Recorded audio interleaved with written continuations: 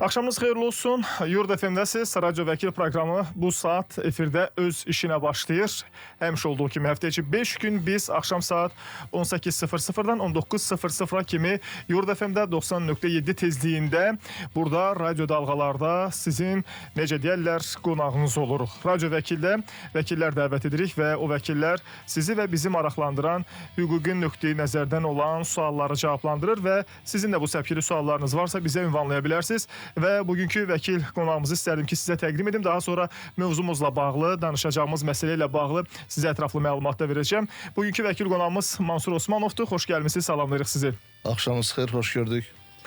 Mansur bəy, deməli bir saat ərzində bizim dinləyicilərimiz sizə həm də özlərini maraqlandıran hüquqi sualları verəcəklər. Bir də bizim bugün üçün seçdiyimiz bir mövzu var. Bu mövzu sırf banklar və onlardan götürülən kreditlərlə bağlı olan bir mövzudur.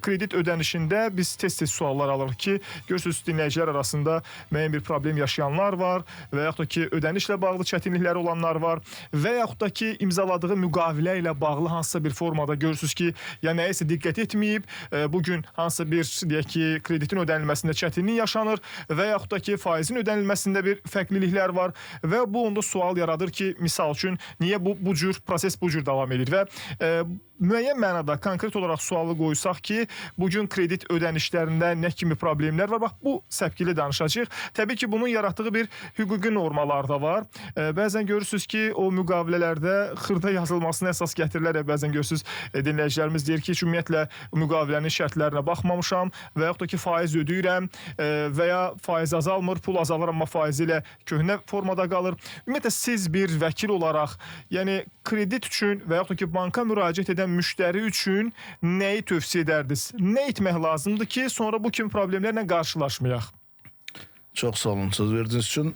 İlk növbədə hər bir şəxs kredit götürmək üçün banka müraciət etmək fikrinə düşürsə, deməli onun hər hansı bir ehtiyacı var. Bəli. Ya bu bir istehlak ehtiyacıdır, ya bu biznes ehtiyacıdır və yaxud da vesairə ehtiyacıdır. Birinci növbədə ehtiyacını düzgün dəyərləndirməlidir hər bir şəxs. Yəni, kör-körənə bankdan kredit götürmək olmaz.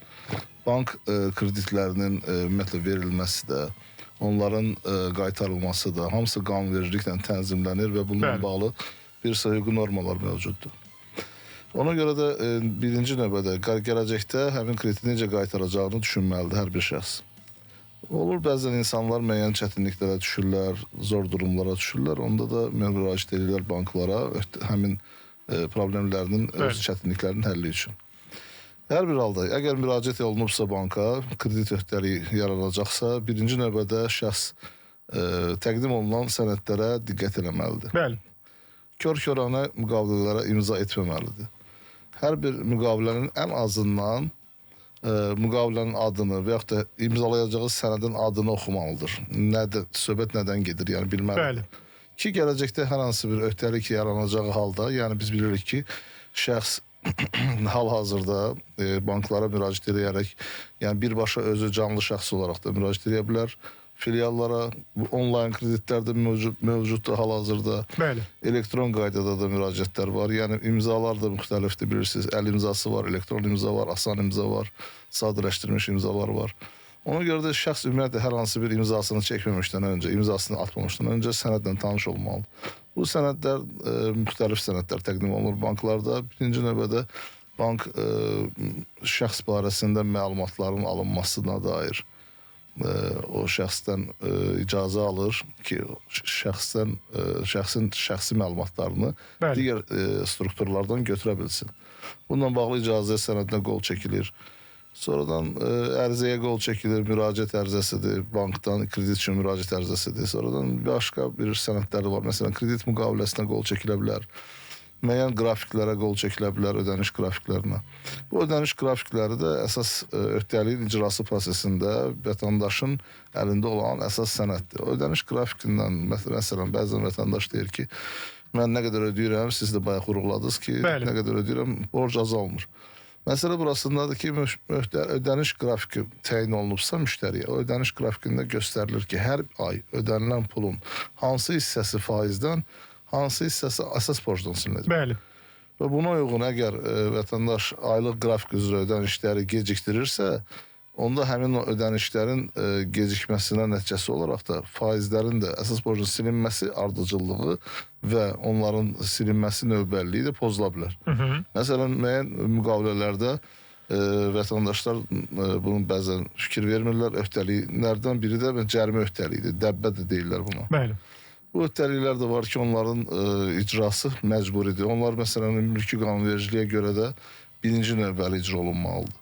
Məsələn, ardıcıllıqla baxsaq, mülki qanunvericilikdə qeyd olunur. Birinci dəbbə öhdəlikləri, sonra faiz öhdəlikləri, sonra əsas borc öhdəliyi icra olunmalıdır. Yəni bu ümumiyyətlə bu cür öhdəliklər və yaxud da ki bu bankların qarşıya qoyduğu o müqavilələr ki var, bunlar hamısı standartdırmı yoxsa məsələn banklara görə dəyişirmi? Ümumiyyətlə Azərbaycan Respublikası mülki qanunvericiliyinə görə və hal-hazırki məhkəmə praktikasına belə deyək, nəzər yetirsək, artıq bir sıra banklarda standart müqavilə şərtləri deyilən bir anlayışlara riayət olunur. Standart müqavilə anlayışları nədir? Yəni standart şərtlər olmalıdır. Onlar birinci növbədə müqavilədə nə göstərilməlidir? Müqavilənin tərəfləri, müqavilənin predmeti, müqavilə müddəti, faiz dərəcəsi, bütün bu şərtlər göstərilməlidir. Müqavilənin hansı hallarda ləğv olunması, force major hallar və s. Bunlar müqavilənin standart şərtləridir ki, hər bir müqavilədə öz əksini tapmalıdır. Əlavə şərtlər ola bilər. Onlar tərəflərin öz arasında olan razılaşma əsasında mümkündür. Radyo Vəkil proqramını dinləyirsiniz. Bugünkü vəkil qonağımız Mansur Osmanovdur. O həm sizin həm də bizim suallarımızı cavablandırır. Sizin də suallarınız varsa bizə ünvanlaya bilərsiniz. Radyo Vəkil proqramı ilə öz sualımı necə göndərim? Hansı formada sizə yazım ki, mənim də hüquqla bağlı hansısa bir sualım var. Bu istər bugünkü mövzumuz, yəni bankla bağlı olan məsələ olsun, kreditlə bağlı olan məsələ olsun və yaxud da ki, digər məsələlərlə bağlı da ola bilər. Deyək ki, əmlak işi ilə bağlı ola bilər, nə bilim sənədləşmə işi ilə bağlı ola bilər. Eyni zamanda ailə münasibətlərlə bağlı hər hansı bir sualınız ola bilərsə də onu da ünvanlaya bilərsiniz. Bugün isə biz daha çox üstünlüyü vermişik ki, sizdən gələn və xüsusən də bank və bu istiqamətdə kredit və digər sair məsələlərlə bağlı olan sizin suallarınıza. Bir dinləyicimiz soruşur. Mən bir daha nömrələrimizi xatırladım. 099 6 907 907 bizim WhatsApp nömrəmizdir. Bir də deyirəm 099 6 907 907 bizim WhatsApp nömrəmizdir. Bizi həmçinin Yurd FM-in YouTube kanalında hazırda izləmək mümkündür. Bundan savayı Vaxt Medianın həm YouTube kanalında, həm də sosial şəbəkə hesabında, TikTok hesabında canlı yayımlanırıq bu dəqiqələrdə. Oradan da öz suallarınızı yaza bilərsiniz. İzləyicilərimiz bizim vəkil qonağımıza Mansur Osmanova öz suallarını göndərə bilər. Dinləyicimiz soruşur ki, zaminlik müqaviləsi üzrə iddia müddəti neçə il təşkil edir? Biz tanış mövzudur. Çox yaxın dövrlərdə, hardasa bir 10 il bundan əvvəl bu məsələlərlə bağlı ümumiyyətlə mübahisələr çox olurdu. Zaminliklə bağlı öhdəliklərin icra müddəti nədir? Onun hansı dövrdən sonra artıq zamindən pul tələb etmək mümkün deyil. Və bununla bağlı bir sıra hüquq normalarından üzr istəyirəm. Hüquq normalarının eyni zamanda məhkəmə praktikasını formalaşdıran məhkəmə qərarları da qəbul olunub. Məsələn, Konstitusiya Məhkəməsinin plenum qərarları var. Ümumiyyətlə, müqavilə bağlandısa, zaminlik müqaviləsi də kredit müqaviləsindən sonra həmin öhdəliyin icrası mexanizmi kimi, yəni icrasının təminat üsulu kimi bağlanır. Ondan sonra müqavilənin öhdəliklərin icra müddəti müəyyən olunur. Bayaq dedim standart şərtlər. Məsələn, tutalım ki, müqavilənin müddəti 1 ildir və yaxud da 2 ildir.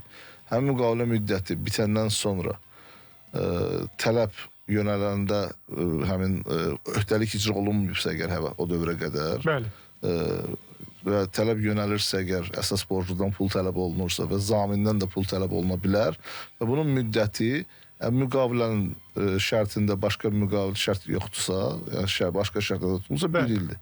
1 ildir. 1 il. Əgər əsas öhdəlik bitirsə, ondan sonra 1 il ərzində zamindən tələbkar olaraq bank tutalım ki, pul tələb eləmirsə, əsas zaminliyə xitam verilir. Bu artıq qanun normasıdır. Bu 1 il dediyimiz müddət, yəni ödənişlər tam bitəndən sonradımı, yoxsa ümumilikdə ödəniş müddəti mi? Deyək ki, məsələn, mən 5 illik bir kredit götürmüşəm, həm də mənim deyək ki, zaminim var. O zaminlik müddəti 1 il olabilirmi, yoxsa? Zaminlik müddəti 5 ildən sonra hesablanır. O 1 il dediyiniz o müddətdir, hə? Bəli. Əgər müqavilənin müddəti nəzərdə tutulmayıbsa, məsələn, borclu bank deyil də. Arada fiziki şəxslər də bir-birinə borc verə bilərlər notarial qaydada və yaxud da elə sadə yazılı müqavilə ola bilər. Orada da zaminlik öhdəliyi nəzərdə tutula bilər. Orada əgər müqavilə müddəti yoxdursa, müqavilə bağlandığı andan zamindən pulun tələb edilməsi müddəti 2 ildir. Bu da qanunverici tərəfindən müəyyən olunan vaxtdır.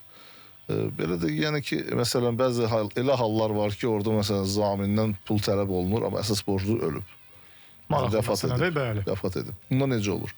Məsəl üçün, əsas borclu əgər öhdəliyinin icrası prosesində ardıcıl olaraq qrafik üzrə gecikmə olmadan öhdəliyini icra eləyən anda həyatın bir fəsadından, bir müəyyən hadisədən vəfat edir. Onda bankın zamindən pul tələb eləmək hüququ yaranmır. Yaranmır. Çünki zamindən pul tələbə hüququ o vaxt yaranır ki, əsas öhdəlik gecikdirilsin, icra olunmasın.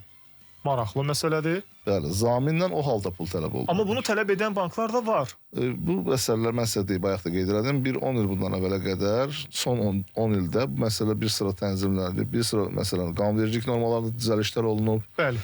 Milli Məclis tərəfindən, sonra Konstitusiya Məhkəməsinin plenum qərarları qəbul olunub bununla bağlı. Bir sıra məhkəmə praktikası formalaşdırılıb bununla bağlı. Bəs bankın pulunu kim verir olan halda?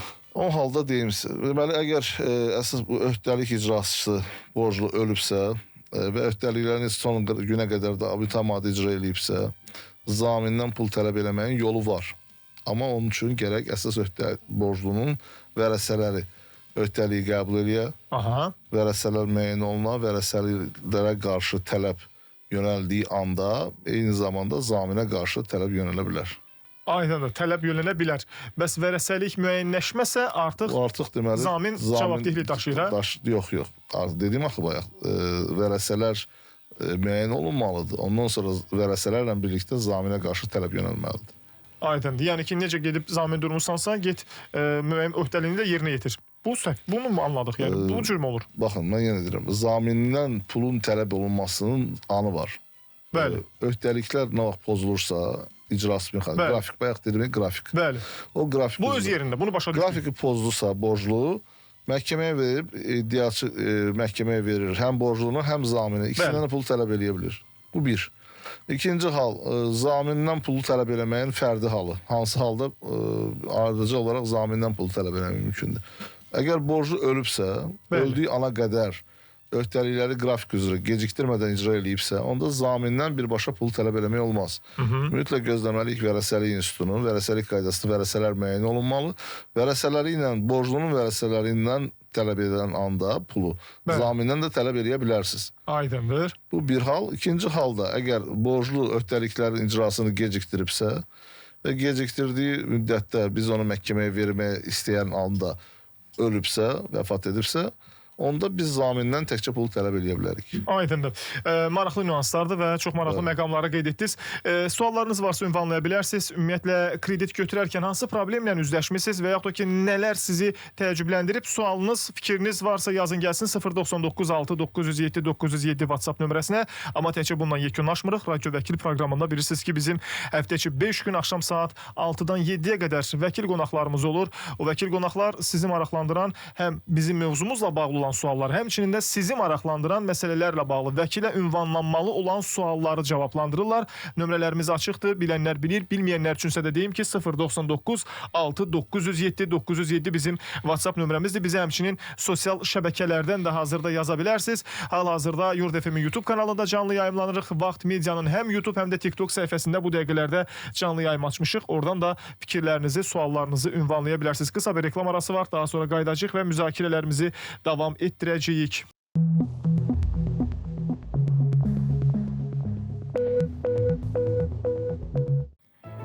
Ümid edirəm ki, çox gözlətmədik dinləyicilərimizi ki, qayıtdıq gəldik və Radyo Vəkil proqramı hazırda 90.7 tezliyində davam edir və bizə yenicə qoşulanlar qeyd edim ki, biz həftə içi 5 gün yayımlanırıq və 90.7 tezliyində radyo dalğalarda Yurd FM-də bizi dinləmək mümkündür. Verilişimizdə həftə içi 5 gün bura vəkil qonaqlarımızı dəvət edirik. Vəkillər kollegiyasının üzvü olan bizim dostlarımız sizin suallarınızı cavablandırırlar. Bugünkü mövzumuz konkret desək, kredit götürərkən nə kimi problemlərlə üzləşmişsiniz və ya qaytararkən. Bax, bu səpkilidir, amma sizi maraqlandıran məsələlər də ola bilər. Deyək ki, bu məsələ ailə münasibətlərlə bağlı, sənədləşmə ilə bağlı, torpaq, ev, mülk və digər və s. hüquqla bağlı məsələləri soruşa bilərsiniz bizdən.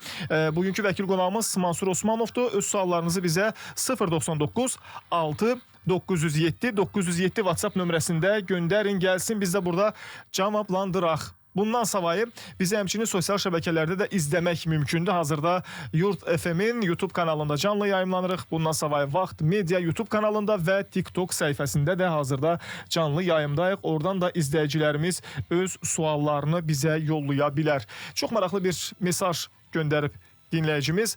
Daha dəqiq desək, biz reklam arasında bir vaxt tapdıq ki, onu bir dinləyə bilək. Əslində səsli mesajları qəbul etmirik. Amma dinləmə imkanımız oldu. Onun da şansı gətirdi ki, biz o sualı səsləndirək. Deyir ki, bankdan 20 min pul götürmüşəm. Bu 20 minin 14 mini qalıb. 6 mini ödənib artıq. Gedirəm, deyir, əlimə pul düşüb, o 14 mini də verib, o 20 mini bağlayam.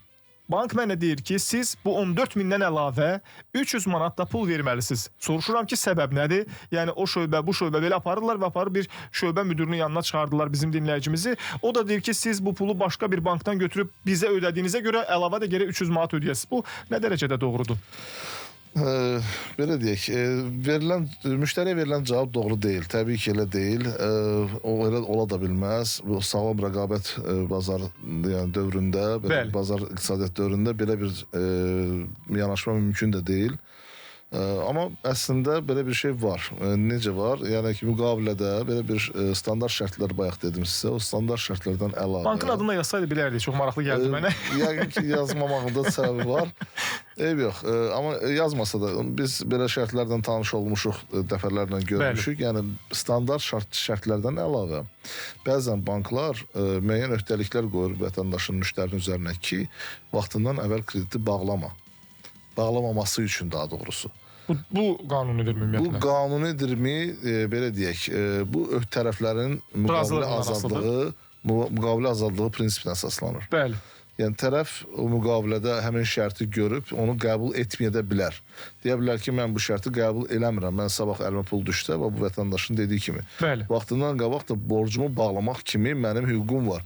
Mülki məcəllədə sırf bununla bağlı norma var ki, yəni borclu öhdəliyi vaxtından əvvəl icra edə bilər. Amma tələbkar, yəni onun vaxtdan əvvəl icrasını tələb edə bilməz. Aydındır. Bizim yəni borclu hal-hazırki müştəri dediyim şəxsin o 20 mini götürüb 14 mini borcu qalan şəxsin ixtiyarı var ki, 14 mini vaxtdan əvvəl ödəsin. Və bankın da belə bir əslində belə bir hüququ yoxdur ki, ondan əlavə, qrafikdən əlavə nəsə pullar tələb edir. Amma müqavilədə və şərt varsa və bu şərti tərəf də qəbul edibsə... Dinləyicimiz cavab yazıb elə bununla bağlı, sözünüzə qüvvət. Deyir ki, kredit Akses Bankdan götürülüb və deyir ki, iş orasındadır ki, belə bir şərt olmayıb aramızda. Axırda deyir, mən 14 mini ödəyib, çıxdım, razılaşdılar. Nəhayət ki, razılığa gəliblər. Deməli, onlar öz başlanıq ediblər. Bu Akses Bankın adını çəkirsə, artıq bununla bağlı Mərkəzi Bank dinləyirsə bizi tədbir görəcəklər. Bəli. Sizin də suallarınız varsa yaza bilərsiniz. Bir maraqlı sual da var. Bizə dinləyicimiz ünvanlayıb bu sualı. Deyir ki, kredit müqaviləsini dəyişmək mümkündürmü? 620 manat ödəyirəm, 520 manat ödəmək istəyirəm. Kredit müqaviləsi bir dəfə bağlanır. O müqavilənin əlavə şərtləri ola bilər. Əlavə saziş bağlana bilər müqaviləyə. Müqavilənin şərtləri tərəflərin qarşılıqlı razılaşması əsasında dəyişdirilə bilər. Bəli. Əgər siz 620 manat ödəmək öhdəliyini icra edə bilməyəcəksinizsə, bununla bağlı banka müraciət eləyin, onlardan razılaşın, 520 manata yeni qrafik açsınlar sizə. Yəni bu da restrukturizasiyanın bir növüdür. Yəni müqavilə üzrə öhdəliklərin müddəti uzadılır, bank öz risklərini dəyərləndirərək bunu edə bilər. Belə, sizin də suallarınız varsa yaza bilərsiniz. Yeri gəlmişkən 099 6 907 907 bizim WhatsApp nömrəmizdir. Biz hal-hazırda sosial şəbəkələrdə də yayımlanırıq. Bizi dinləyənlər 099 6 907 907 WhatsApp nömrəsində suallarınızı gözləyirik deyir. Yoldaşımın ölümündən 4 il 9 ay keçib, vərəsəliyə müraciət edib, adına olan ofis və evi adıma keçirə bilərəmmi? Övladlarım da deyir, vərəsəlikdə iştirak edirmi bu halda? Dövlət rüsumu nə qədərdir? Belə bir sual ünvanlayıb. Bu birbaşa notariat orqanına aid məsələdir, amma Bəli. yenə də onu da köməklik göstərə bilərik. Vətəndaş əgər dediyi kimi yoldaşının adına ofis və digər avadanlıq varsa, onunla bağlı rəsmi sənədlər varsa, ərazisi, yaşadığı ərazi üzrə və yaxud da əmlakın yerləşdiyi ərazi üzrə hər hansı bir notariat orqanına müraciət edərək övladları da yetkinlik yaşına çatıblarsa, onlardan bir yerdə vərəsəliyi qəbul edə bilər. Övladlar yetkinlik yaşına çatmayıblarsa da onların vərəsəlik hüququ yenə də tanınır. Lakin bu halda əsas vərəsəlik yaranır bu yoldaşına və digər uşaqlar da onun pay hüquqları müəyyən olunur. Onda komissiya var, qanunvericilik komissiyası, onlar həmin onun hüquqların təminatçısıdırlar. Digər bir maraqlı sual da var. Dinləyicimiz ünvanlı. Biri gəlmişkən sizin də suallarınız varsa yaza bilərsiniz. 099 6 907 907 bizim WhatsApp nömrəmizdir. Bu nömrədə sizin suallarınız qəbul olunur. Əgər varsa yazın gəlsin. Biz bugün kredit götürərkən və ya kredit ödəyərkən hansı problemlə və yaxud da ki sizin üçün qaranlıq qalan məsələlərlə necə deyirlər qarşılaşmısınızsa suallarınızı yaza bilərsiniz. Fikirlərinizi bizə yaza bilərsiniz. Bugün vəkil qonağımız Mansur Osmanovdur. O həm sizin həm də bizim suallarımızı cavablandırır və çox maraqlı məsələlərə toxunur və maraqlı nüansları bizə açıqlayır və əlbəttə ki, sizi maraqlandıran digər məsələlər, vəkilə ünvanlanacağınız, sənədlə bağlı, ailə münasibətlərlə bağlı sualları da göndərin gəlsin, biz də burada səsləndirək. Deyir ki, mənə məsləhətiniz lazımdır. Deməli, mən deyir bir şəxsə pul vermişəm, məhkəmə dəlillərə görə aprel ayında həmin məbləğin tam ödənilməsinə qərar verib, bu adam qanunu belə saymadı və çağırışı qulaq ardına vurdu. Nəhayət tutuldu, 20 gün cəza çəkdi və 2 ay vaxt verildi ki, borcu qaytarmaq şərti ilə. Həmin vaxt deyir, noyabrın 6-sında bitsə də, yəni dünən bitsə də, nə pulu göndərilmədi, nə də bir tədbir görülmədi. İcraçı bəhanələr gətirir ki, mən neyniyim? Hara müraciət edim ki, bu işi bir dəfəlik həllini tapsın, dinləyicimiz soruşur. 2 maşın deyir, adına olsa da tədbir görülməsi üçün, tədbir görülməməsi deyir, nə qədər düzgündür. 2 il olur ki, bu adam mənim əsəblərimi korluyub. Buyurun, belə olan halda neynəsin dinləyicimiz? Belə başa düşürəm ki, məhkəmə qərarı var. Bəli. Artıq məhkəmə qətnaməsinin icrası məcburidir, dövlət adından çıxarılıb. İcra məmuru əgər bunu icra etmirsə, əmlakın üzərinə həbs qoymursa, onu tutmursa, yəni hər hansı göndərmirsə, bu icra məmurunun hərəkətindən veriləcək şikayətin əsaslarıdır. Yox, əgər borclu icra eləmirsə öz borcunu, pulunu ödəmirsə, icra məmuru onun barəsində inzibati qaydada həbs olunması üçün artıq tədbir görüb görünür. 2 ay həbs olunub, 2 ay inzibati qayda həbs olunubsa əgər, ondan sonraki addım artıq cinayət işinin açılmasıdır, məhkəmə qərarının icrasından yayınma maddəsi ilə. İcra məmuru bununla bağlı təqdimat verməlidir ki, cinayət işi açılsın.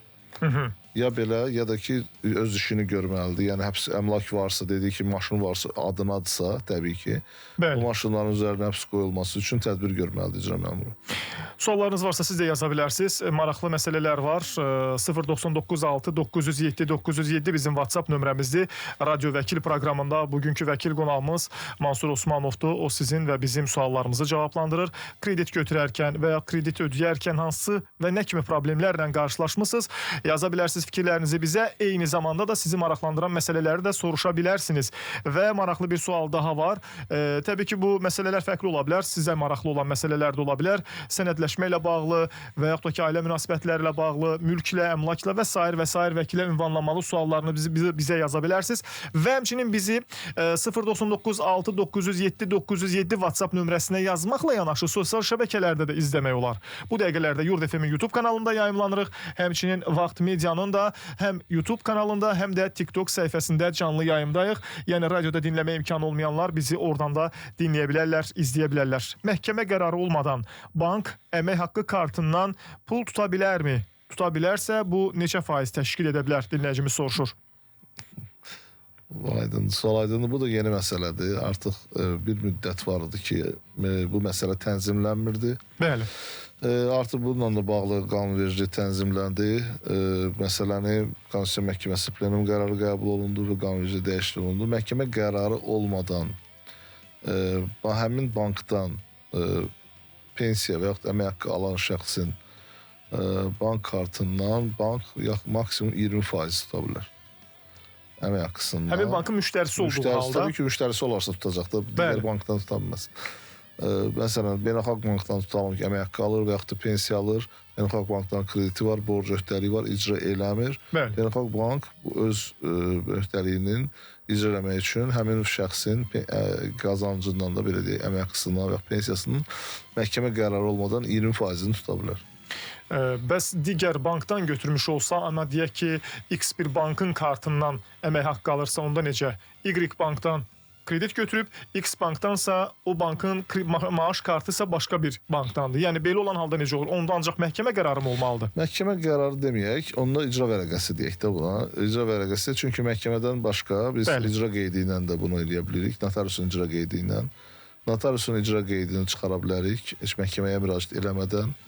Notarius əgər müqavilə öhdəlikləri varsa, müqavilələri təqdim edəndən sonra, ona arayış təqdim edəndən sonra borc haqqında notarius icra qeydi verir. İcra qeydi də məhkəmə qərarı kimi məcburi icrası tələb olunan sənəddir. O da verilir icra məmuruna. İcra məmuru artıq ondan sonra həmin şəxsin əmək haqqısı varsa, pensiyası varsa ona yönəldə bilir. Aydındır. Suallarınız varsa siz də yaza bilərsiniz. Bizə gələn suallar var hazırda. Bizə WhatsApp üzərindən dinləyicilərimiz yazır. 099 6 907 907 bizim WhatsApp nömrəmizdir. Və həmçinin də suallarla yanaşı bizi izləmək də mümkündür. Sosial şəbəkələrdə bu dəqiqələrdə canlı yayımlanırıq. Qeyd edeyim ki, hazırda Yurd FM-in YouTube kanalında canlı yayımdayıq və həmçinin Vaxt Medianın da YouTube kanalında canlı yayımlanırıq. Həmçinin Vaxt Medianın TikTok səhifəsində də canlı yayımlanırıq. Oradan da dinləyicilərimiz öz suallarını bizə ünvanlaya bilər. Kredit götürərkən və yaxud da ki, ödəyərkən nə kimi problemlərlə qarşılaşmısınız? Bugün bu barədə danışırıq, amma sizi də maraqlandıran məsələlər varsa, həm mövzumuz, həm də ümumilikdə vəkilə ünvanlamalı olan sualınız varsa yaza bilərsiniz. Mansur Osmanov bizim bugünkü vəkil qonağımızdır. Deyir ki, 3 il əvvəl ipoteka krediti götürmüşdüm. Kredit götürərkən həyat sığortası da təyin olunmuşdu. Sığorta ödənişi yaddan çıxıb ödənilməyib. Yəni sığorta bir tərəfli qaydada xitam verilib sığortaya və sığorta firması tərəfindən sığorta firması tərəfindən bir tərəfli qaydada deyir xitam verilib. Soruşmaq istəyirəm ki, sığortanın ləğvi ipotekaya hər hansı təsiri ola bilərmi? İpoteka vaxtında ödənir. Buyurun. Birinci növbədə deyim ki, ipoteka kreditlərinin ödənişi zamanı birinci növbədə sığorta ödənişinin, yəni gəlir ödənişdən növbəlliyi deyək də, birinci sığorta ödənişi. Bu 3 illik olur. Adətən bu ipoteka müqavilələri bağlanır 20 illik, 25 illik, 15 illik. Amma sığortanın müddəti götürülür birinci 3 il üçün. Tutalım ki. 3 ildən sonra müqavilə öhdəliklərinin, yəni sığorta müqaviləsinin yenilənməlidir. Bəzi vətəndaşlar bunu yeniləmirlər, yadlarından çıxır və s. Onda bəli, sığortaya xitam verilir, amma bu ipotekanın xitamına səbəb olmur. Maraqlı məsələdir. Bir sualda gəlib, dinləyicilərimiz sanki bir banka yönəldim, bankın müştərisi olaraq döşürlər sualları. Deyir ki, Akses Bankdan kredit götürmüşəm, müqavilə günü ödəniş tarixini 4 gün geri olmasını istədim. Əməkdaş isə bunun mümkün olduğunu bildirdi və əlavə ödəniş olunmayacağını bildirdi. İndi isə deyir, hər ay 4 manat əlavə ödəniş tətbiq olunur. Bu halda mən nə edə bilərəm? Bu nə əsasındadır? Yəni, məsəl üçün, bank o 4 manat ödənişi 4 gün geriyə görə mi alır, yoxsa necə? Daha doğrusu müştəri 4 gün daha tez ödəmək istəyib, belə başa düşdüm, yoxsa... Geri çəkilməsini istəyib, yoxsa 4 gün daha sonra ödəmək daha sonra. 4 gün daha sonra ödəməyini istəyibsə normal haldır. 4 manat indi o faiz cədvəli var da. Bunun müqavilənin faizi hesablanma qaydası var. Faiz günə-gün hesablanır. Bəli. Məsələn, bizim kalendar illik təqvimimiz 365-366 gün olmağına baxmayaraq bank təqvimi 360 gündür. Banklarda təqvim 360 gün hesablanır. Ona görə bank... Orada da bir 5 gün qabağa. Yox, 5 gün qabağa deməzdim hətta. Geriyə düşmüşük. Mansur bəy, gəlin bir nüansı soruşum. İndi burada 4 manatın alınması haqlıdır mı deyirsiniz yəni? Əgər sonra, məsələn, deyirsə bir ayın məsələn 7-sidir. Axı deyib heç bir ödəniş olmayacaq. Məlumatı verən vətəndaş, yəni mütəxəssisin səhvi də ola bilər. Yəni bir ayın 7-sidir. Kredit ödənişinin günü bugündürsə, əgər vətəndaş deyirsə, yox, mən ayın 7-si yox, 11 ödəmək istəyirəm, o 4 günün faizi hesablanmalıdır. Bəli. 4 günün faizi hesablanmalıdır. Əgər də o 4 manatdırsa, təbii ki 4 manat olacaq. Ona görə də siz yaxşısı budur ki, belə başa düşdüm ki, elə 4 gün geri yazmaqla səhv etmişsiniz. Əslində düzgün olardı ki, vətəndaş kredit götürərkən bankla razılıq əldə eləsin ki, mən müqavilənin bu gün bağlayıram ayın 7-si. Amma gələn ayın 7-si yox, gələn ayın 11-dən ödəyəcəm hər ay. Bəli. Onda normal olardı. Belə bir problem də yaramazdı. Aydındır. Deyir, belə bir sualım var. Bacımın yoldaşı 67 yaşındadır, pensiyaçıdır. Maraqlıdır ki, bu adam banklardan küllü miqdarda kredit ala bilir. Amma deyir, necə yaşayacağı marağı olmadan verilir. Əlbəttə, bacımın xəbəri olmadan edir bunu. Mənə maraqlıdır ki, bu adama sabah bir şey olsa, bacım bu krediti ödəməyə məcbur ediləcəkmi? Sığorta etdirir, kimlər zamin durur? Bu haqda heç nə açıqlamır. Son günlərdə deyir, yenidən kredit alıb, əvvəlkini ödəmək istəyir. 67 yaşlı birinə verilmə şansı varmı? Xatırladım ki, deyir, bacım yeni yoldaşı aldığı kredit neynədiyindən xəbər olmur və ya yəni evə də xərcləmir. Yəni bilmir ümumiyyətlə bu kredit nəyə götürülür? Bu artıq başqa məsələdir, amma sualın əsas hissəsi 67 yaşlı şəxsə kredit verilir. Ümumiyyətlə pensiyaçılara kredit verilir. Verilir. Onların pensiyasına görə uyğun olaraq 67 ola bilər, 77 ola bilər fərqi. Bəli. Onların sadəcə müddəti hər bir bank özü tənzimləyir. Yəni orada risklərinə görə 1 il, 2 il müddət qoyurlar. Çox uzun müddətli kreditlər verirlər pensiyaçılara və sığorta olunur, həyat sığortası olunur. Kredit, yəni sığorta olunur tam, şəxs də həyat sığortası olunur, belə deyək. Əgər şəxsin başına bir iş gələrsə, o sığortadan əsas öhdəlik icra olunur, belə deyək, alınır. Əgər sualın ikinci hissəsinə toxunsaq ki, yoldaşının, bacısının, narahat bacısına görə, belə başa düşürəm ki, daha çox bacısına görə narahatdır. Əgər bacısına görə narahatsa, narahat olmasın. Əgər bacısı gələcəkdə borc öhdəliyi icra olunmazsa, Allah uzaq eləsin, vəfat edərsə şəxs, onda bacı gedib vərəsəlik qaydasında vərəsəliyi qəbul eləməsə, bank ondan pulu tələb eləyə bilməyəcək. Bəs o sığortalanmış məsələ harada qaldı məsələn? O sığorta olmaya da bilər də. Yəni biz ehtimalla danışırıq. Aha. Deyək ki, sığorta olduğu halda, deyək ki, misal üçün bir şəxsin sığorta hadisəsi baş veribsə və sığorta da varsa, avtomatik bank birinci növbədə müraciət edir sığortaya ki, mənim ödəyicim ölüb.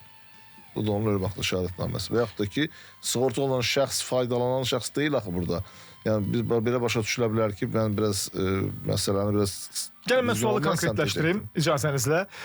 Deyək ki, misal üçün bir şəxs bankdan kredit götürüb və kredit götürdüyü halda həm də o məbləği tam şəkildə sığortalatdırıb və o şəxs vəfat edir. Vəfat edəndən sonra, tutaq ki, mən onun övladı olaraq gedib vərəsəliyi açdırıram, misal üçün. Və vərəsəliyi açdıranda da mənim vərəsəliyim təsdiqlənir. Belə olan halda bank o pulu məndən tələb eləyəcək, yoxsa sığorta şirkətindən? Sığorta hadisəsi baş veribsə, sığortaya onun tələb etmə müddəti var da, sığortadan pulu tələb etmə müddəti var onun. Bəli. Həmin müddət ərzində sığortadan pul tələb olunubsa, sığorta pulu ödəyibsə, vərəsəliyin açılıb-açılmamasına asılı olaraq sizdən və yaxud da belə deyək də sizdən pul tələb oluna bilməyəcək. Bəli. Tələb olunmayacaq da, tələb olunacaq pul da qalmayacaq orada.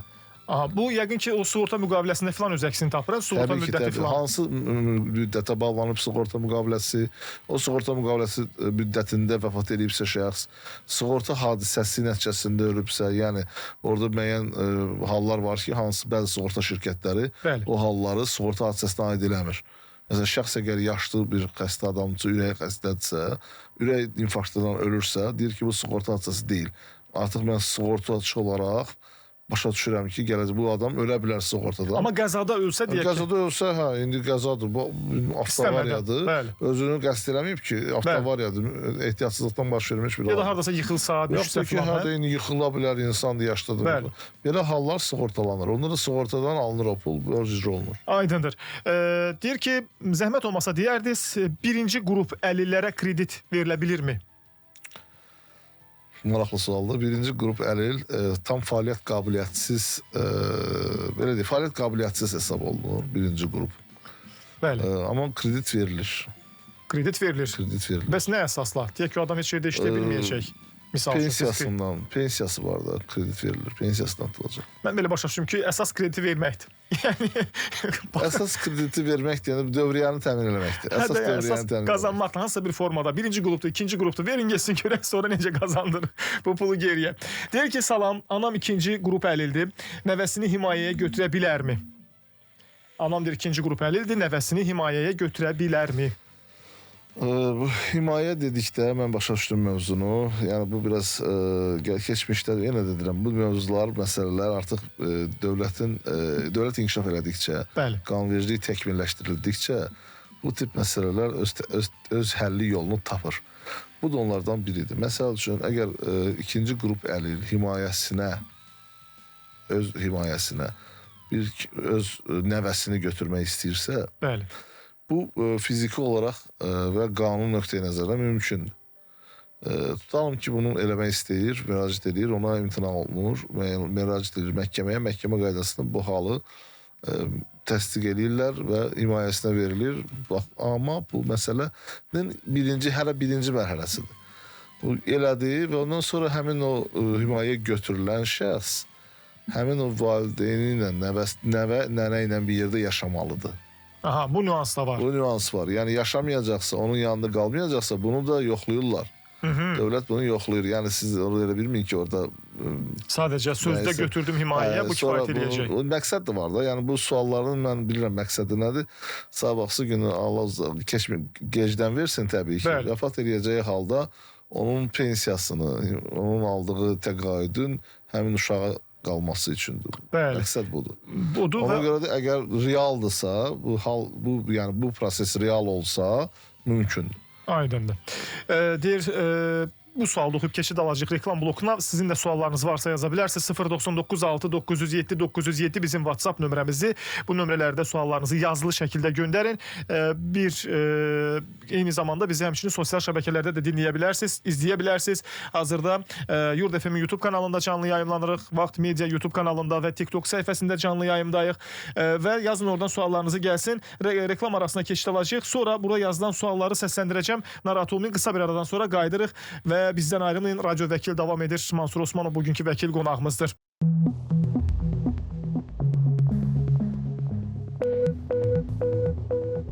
Qayıtıq gəldik və müzakirələrimizi indi davam etdiririk. Sizin də suallarınız vardısa bu müddətdə yaza bilərdiniz. Cəmi 10 dəqiqə vaxtımız qalıb verilişimizi yekunlaşdırmağa, amma əlinizə imkan və vaxt mümkündürsə bunu yazın gəlsin. Bugünkü Radyo Vəkil proqramında qonağımız Mansur Osmanovdur və kredit götürərkən, kredit ödəniş edərkən nə kimi problemlərlə qarşılaşırsınız? Bax, bu səpkili suallar, mövzular var və əlbəttə ki, sizi maraqlandıran məsələlər də ola bilər. Misal üçün, bir izləyicimizi maraqlandırır ki, 0,4 kilovat transformatora tor transformator var və torpaq sahəsində deyir çıxarış almaq üçün həmin transformator hansı məsafədə yerləşməlidir?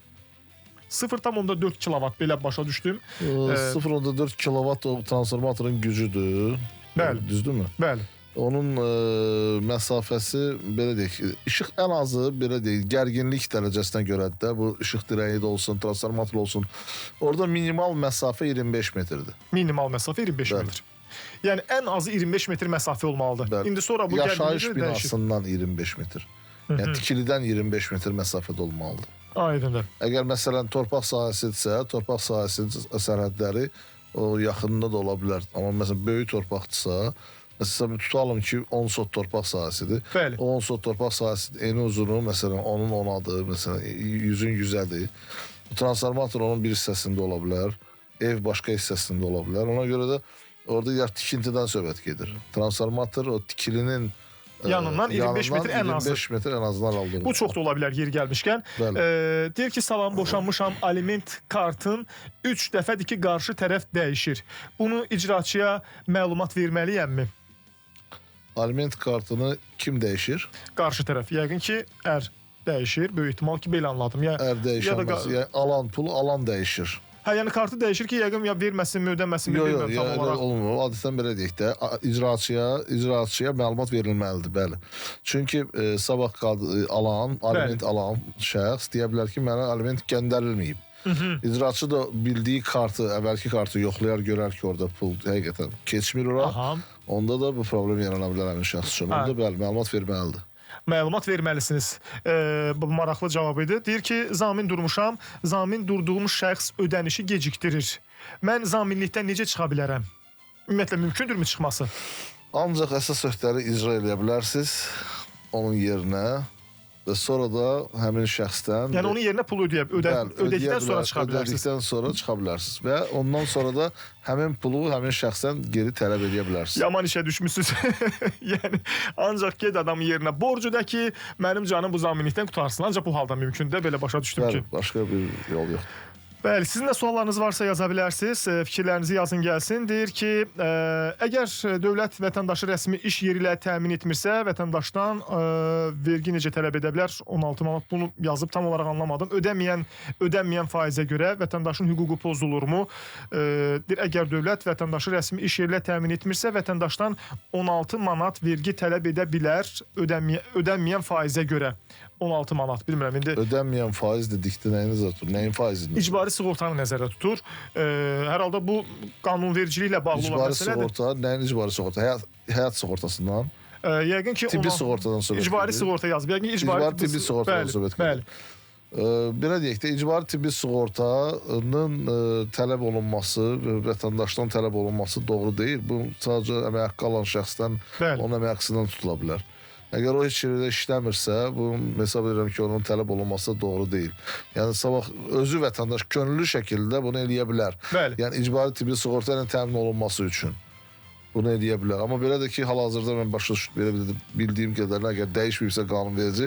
Yeni qanunvericilikdə mən deyim sizə 2026-cı ildən işləməyən, rəsmən heç bir yerdə işləməyən şəxslər icbari tibbi sığortadan faydalana bilməyəcəklər. Bu nüanslar. Bugünkü gün hələ ki qanun qüvvədədir, amma 2026-cı ildən bu qərarın təsdiqlənməsi gözlənilir. Yəni əgər kimsə rəsmi olaraq heç bir yerdə işlə təmin olunmursa, işləmirsə, tam demokratik və kapitalist dövlətə çevrilir. Aliment deyir. Alimentin yığılan borc tərəfi, deməli salam, alimentin yığılan borçlu tərəfinə təzədən verilir. Vaxt qutaranda qalıq borc ödəniləcəkmi? Aliment yığılan borc deyir, təzədəndən verilir. Vaxt qurtardıqda qalıq borc ödənəcəkmi? Belə anladım ki, yəni 18 yaşı yəqin ki, nəzərdə tutur ki... Aliment bir də səsləndirə bilərsiniz. Tam olaraq inanın ki, mən cümləni oxuya bilmirəm, ona görə sizə də bilməm ki, hansı forma. Alimentin yığılan borc durur. Aliment yığılan borc durur, təzədəndən verilir. Vaxt qurtaranda qalıq borc ödəniləcəkmi? Ümumiyyətlə, aliment borcu digər borclar kimi icra olunmalıdır. Vaxtı qutarandan deyəndə ki, 18 yaş tamamı olandan sonra da əgər borc qalıbsa ödəməlidir onu. Aha, 18 yaş qutarandan sonra belə ödənməlidir. Əgər köhnə borc qalıbsa ödəməlidir. Aydındır. Bu qanunvericiliyin tələbidir, düzdürmü? Əlbəttə ki. Daha bir sual var. Deyir ki, 81-ci ildə 9-cu mikrorayonda küçənin ünvanının adını yazıb, ev tikmişəm. Hazırda bir ailəlikcə həmin ünvanda yaşayıram. 84-cü ildə həmin ünvanda dövlət qeydiyyatına düşmüşük. Bugünə qədər evə aid heç bir sənəd ala bilməmişik. Müraciət etmişəm Biləcəri ərazisinin üzrə müvafiq icra nümayəndəliyinə və həmçinin deyir, mənə deyir, heç bir sənəd vermirlər, ancaq ünvanda adımız gedir. Bu halda mən hara müraciət edim ki, evə sənəd ala bilim? Daşınmaz əmlakın dövlət kadastr reyestr publik hüquqi şəxsinə müraciət ediblərsə aidiyyatı üzrə onların qeydiyyata alınmış ünvana çıxarış verməkdən imtina olunubsa və müvafiq sənədləri varsa, məsələn, torpağa çıxarışı varsa, bəli, evin əgər plan sxemi nəyəsə varsa, ümumiyyətlə sənəd bunlarla bağlı səhv eləmirəmsə cənab prezidentin də sərəncamı var artıq özəlləşdirilməsi ilə bağlı bütün qanunsuz tikililərin. Ona görə də hesab edirəm ki, vətəndaş reyestrə müraciət edib daha sonra məhkəməyə müraciət etməlidir. Maraqlı bir sual daha gəlib. Deyir ki, nəyə görə ödəniş terminallarından banka ödəniş edəndə əlavə faiz tutur bizdən? Yəni ödəniş terminalı. Bankın müqaviləsi olmalıdır axı terminallarla. Və ya olmalı deyilmi? Belə deyək, bankla terminallar arasında olan müqavilənin şərtlərini biz bilə bilmərik. Amma hesab edirəm ki, xidmət göstərən terminal özünün komissiyasını tuta bilər. Bu hardasa qanunvericiliklə tənzimlənir. Həm qanunvericiliklə tənzimlənir, həm də ki, belə prinsip xidmət strukturudur da, bunların öz komissiyası olmalıdır. Hər halda burada bir nüans da soruşum sizdən. Misal üçün deyək ki, o bundan məndən bunu soruşmadan müştəri olaraq, deyək ki, ödəmə terminalı nəzərdə tutam. Bunun soruşması nə dərəcədə doğrudur? Yəni, misal üçün soruşmadan bunu edirsə? Soruşmadan etmir axı. Sadəcə göstərir ki, orada ekranda, hər bir terminalın ekranda yazılır ki, minimal ödəniş bu qədər, maksimum ödəniş bu qədər və komissiya bu qədər. Deyir ki, sual ünvanlayıb dinləyicimiz, daha doğrusu izləyicimiz hal-hazırda TikTok sosial şəbəkəsindən bəzən olur ki, suallar çox qarışıq yazılır. Mən oxumağa çalışıram hər birini. Deyir ki, qardaş, 20 sot yer üçün rüsum nə qədərdir çıxarış almağa, kadastr ödənişindən əlavə? Burada yəqin ki, yeri, məkanı yazmaq lazımdır ki, o rüsumu bilmək olsun. Təbii ki, birinci növbədə torpağın yerləşdiyi yer, onun keyfiyyət göstəriciləri. Rayonda yerləşir yazıb, indi hansı rayonda? Belə deyək də, o sualın birbaşa cavab verəcəyi şəxs dövlət strukturudur. Bəli. Həmin rayon üzrə publik hüquqi şəxsə yaxınlaşsın. Bayaq adını qeyd elədim. Bəli. Daşınmaz əmlak dövlət kadastr, reyestr, publik hüquqi şəxs. Onlar verirlər çıxarışları. Oradan ala bilər həmin cavabı. Maraqlı bir sual da izləyicimizdən gəlib, amma mən sualın əvvəlini görmürəm deyə. Deyir ki, tikdiyim evə torpağa çıxarış alıb oturarlar evimdə. Yəni mənim evimə çıxarış alıb kimsə oturublar, nə etməliyəm? Bilmədim indi kim oturub o evdə və yaxud da hansı formada oturub. Biraz sual qarşıdır, əvvəl yazılmayıb deyə. Bəlkə də yazıb olmamaq çətindir. Yəni deyirəm, tikdiyim evə çıxarış alıb oturublar.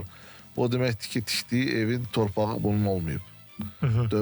Reyestrdən dövlət qeydiyyatına alınmalıdır. Hər bir sənəd, hər bir əmlak dövlət qeydiyyatına alınmalıdır. Bəli. Yəni daşınar əmlak, daşınmaz əmlak fərqi yoxdur. Əgər torpağın üzərində ev tikirsənsə, o torpaq birinci növbədə sənin olmalıdır. Hər hansı bir formada, ya istifadə hüququ ilə, ya icarə hüququ ilə, ya mülkiyyət hüququ ilə. Bununla bağlı da sənin hüququn dövlət qeydiyyatına alınmalıdır. Əgər bu nüansları nəzərə almayacaqsa, sabahsı günü mən tutalım ki, işimlə əlaqədar və yaxud da səhhətimlə əlaqədar və yaxud da başqa bir səbəbdən uzun müddət gəlib torpağa yiyəli edə bilmədimsə, başqası gəldi onu zəbt elədi, tutdu, üstündə ev tikdi, sonra da ona çıxarış aldı. Mən sonra gəlib deyim ki, mənim əmlakım idi, mənim evim idi, mən çıxarış... Torpaq özümün olur və arxivi də var. Maraqlı məsələdir ki, bəs ona necə çıxarış alıblar? Arxivi varsa, onda zəhmət olmasa müraciət eləsin. Məhkəməyə filan, hə? Vəkilə. Biz ona hüquqi yardım göstərək. Belə, təşəkkür edirik sizə. Bizə də bax bu suallarda hüquqi dəstək və maariflənməyimiz istiqamətində kömək etdiyiniz üçün minnətdarıq sizə, Mansur bəy. Çox sağ olun ki, gəldiniz. Çox sağ olun, dəvət elədiyiniz üçün. Minnətdaram sizə. Çox sağ olun. Beləcə, bugünkü Radio Vəkil proqramını yekunlaşdırıq. Artıq 1 saat tamam oldu. Bilmirəm, vaxt necə gəldi, necə keçdi, bir də baxdıq ki, artıq saatın tamamıdır. Tez keçdi. Bəli. Və növbəti həftədə 2 gün istirahətimiz olacaq və bir də həftənin 3-cü günü, çərşənbə günü burada studiyada sizi gözləyəcəyik. Daha bir vəkil qonağımızla həm söhbət olacaq və sizi maraqlandıran, eləcə də bizi maraqlandıran sualları cavablandıracağıq. Bugünlük isə Radio Vəkildə sizinlə mən Xəyal Orucoğlu idi. Eşidilmək ümidi ilə hələlik.